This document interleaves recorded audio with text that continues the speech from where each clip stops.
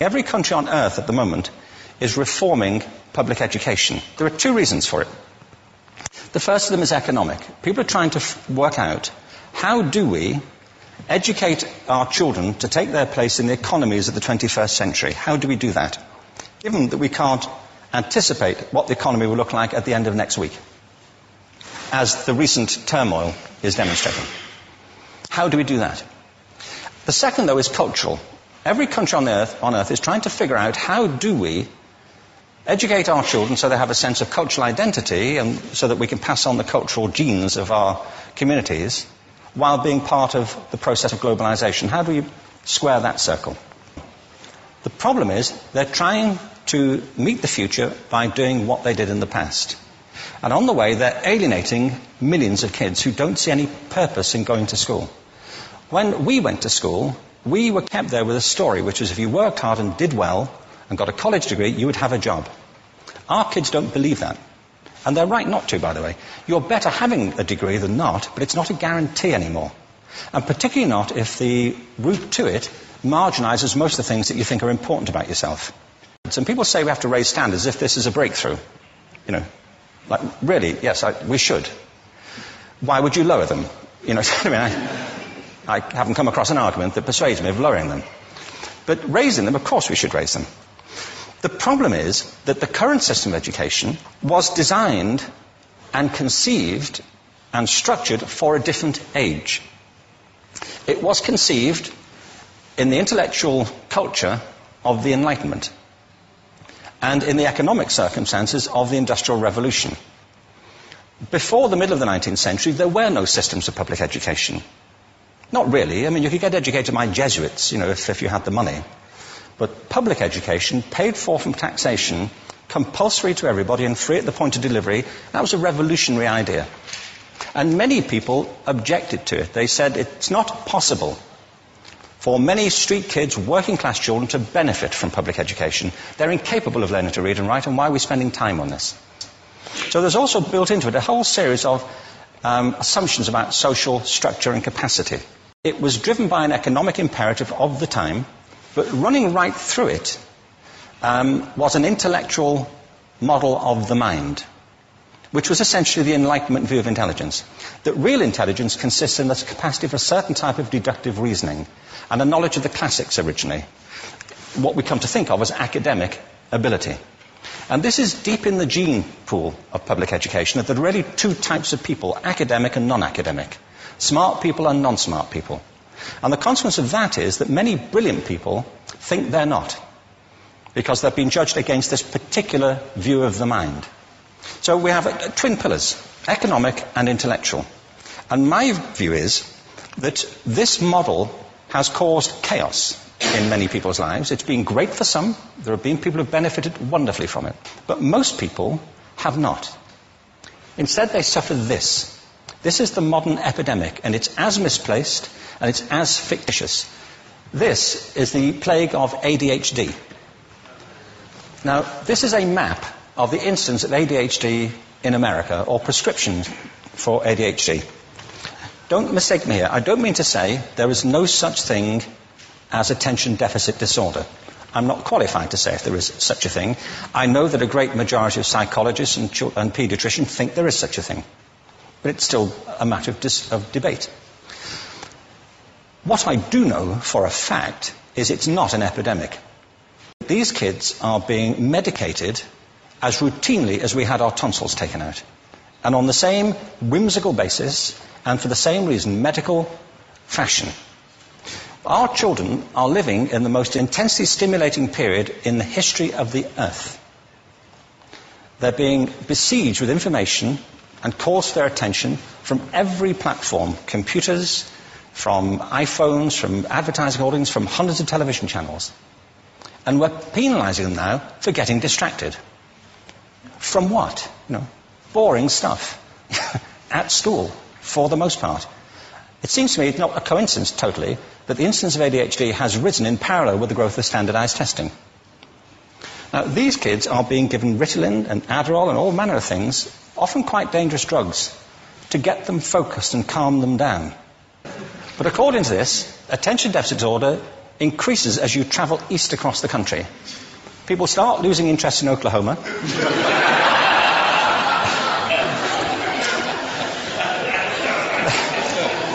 They can hardly think straight in Arkansas. And by the time they get to Washington, they've lost it completely. And there are separate reasons for that, I believe. It's a fictitious epidemic. If you think of it, the arts, and I don't say this exclusively of the arts, I think it's also true of science and of maths, but I say about the arts particularly because they are the victims of this mentality currently, particularly. The arts especially address the idea of aesthetic experience.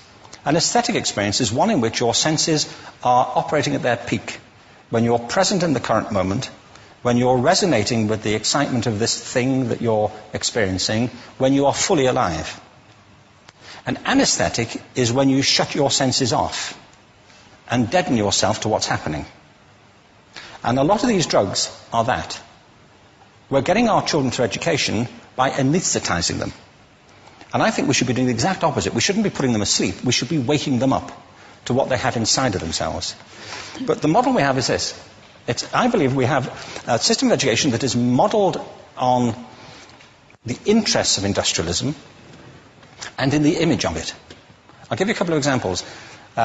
Schools are still pretty much organized on factory lines, ringing bells, separate facilities, specialized into separate subjects.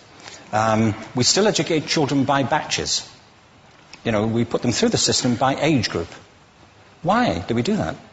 Why is there this assumption that the most important thing kids have in common is how old they are? It's like the most important thing about them is their date of manufacture. You know what I mean? Well, I know kids who are much better than other kids at the same age in different disciplines, or at different times of the day, or better in smaller groups than in large groups, or sometimes they want to be on their own. If you're interested in the model of learning, you don't start from this production line mentality. It's essentially about conformity, and increasingly it's about that as you look at the growth of standardized testing and standardized curricula. And it's about standardization. I believe we've got to go in the exact opposite direction. That's what I mean about changing the paradigm. There was a great study done recently of divergent thinking. Published a couple of years ago. Divergent thinking isn't the same thing as creativity. I define creativity as the process of having original ideas that have value. Divergent thinking isn't a synonym, but it's an essential capacity for creativity. It's the ability to see lots of possible answers to a question, lots of possible ways of interpreting a question, to think what Edward de Bono would probably call laterally, to think not just in linear or convergent ways, to see multiple answers, not one. So, there are tests for this. One kind of cod example would be people might be asked to say, how many uses can you think of for a paperclip? One of those routine questions. Most people might come up with 10 or 15. People who are good at this might come up with 200. And they do that by saying, well, could the paperclip be 200 foot tall and be made out of foam rubber? Does it have to be a paperclip as we know it, Jim? Now, there are tests for this, and they gave them to 1,500 people. This is in a book called Breakpoint and Beyond. And on the protocol of the test, if you scored above a certain level, you'd be considered to be a genius at divergent thinking. Okay? So my question to you is, what percentage of the people tested, of the 1,500, scored at genius level for divergent thinking? Now, you need to know one more thing about them. These were kindergarten children. So what do you think? What percentage at genius level? 80. 80, okay. 98%. Now, the thing about this was it was a longitudinal study. So they retested the same children 5 years later, ages of 8 to 10. What do you think? 50? They retested them again 5 years later, ages 13 to 15. You can see a trend here, can't you? Now, this tells an interesting story, because you could have imagined it going the other way, couldn't you? You start off not being very good, but you get better as you get older. But this shows two things. One is we all have this capacity, and two, it mostly deteriorates. Now, a lot of things have happened to these kids as they've grown up. A lot. But one of the most important things that happened to them, I'm convinced, is that by now they've become educated. They've spent 10 years at school being told there's one answer, it's at the back. And don't look. And don't copy, because that's cheating. I mean, outside schools, that's called collaboration, but inside schools. Now, this isn't because teachers want it this way, it's just because it happens that way. It's because it's in the gene pool of education. We have to think differently about human capacity.